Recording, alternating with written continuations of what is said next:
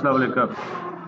इस वीडियो में हमने देखना है कि हमने मशीन से जो डाटा है वो किस तरीके से एक्सपोर्ट करना है।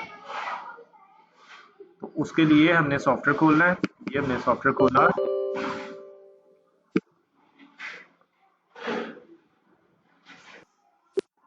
सॉफ्टवेयर चलाने का तरीका ये है कि आपने मशीन के सॉफ्टवेयर पे क्लिक करना है और उसके बाद आपने पासवर्ड देना है, यूज़र देना है शाहिद SHAHID और इसका पासवर्ड आपने लोअर केस में यानी छोटे हरफों में लिखना है ADMIN123 और लॉगिन करना है। ये आपका लॉगिन हो जाएगा।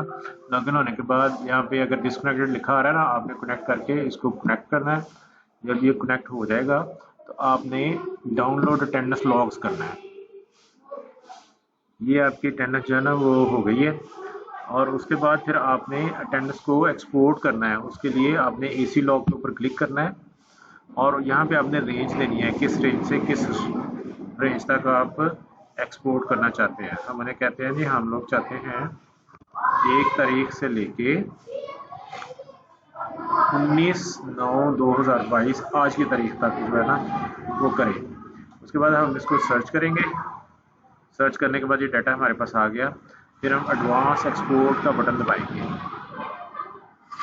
एडवांस एक्सपोर्ट का बटन आपको कुछ नहीं करना और आपने CSV पे ऑलरेडी क्लिक है। आपने यहाँ पे उसे कहना है स्टार्ट एक्सपोर्ट। अब यहाँ पे आपने सेव नहीं करना, सिर्फ आपने इसको बंद कर देना है, ठीक है। और इसको ये क्लोज कर देना है और इसको भी क्लोज कर देना है और सॉफ्टवेयर को भी क्लोज कर देना है और आपकी ये फाइल बन गई है। अब आपने क्या करना है, हमने इसको मशीन से एक्सपोर्ट हो गई है और फाइल का नाम बना है इन आउट डेटा।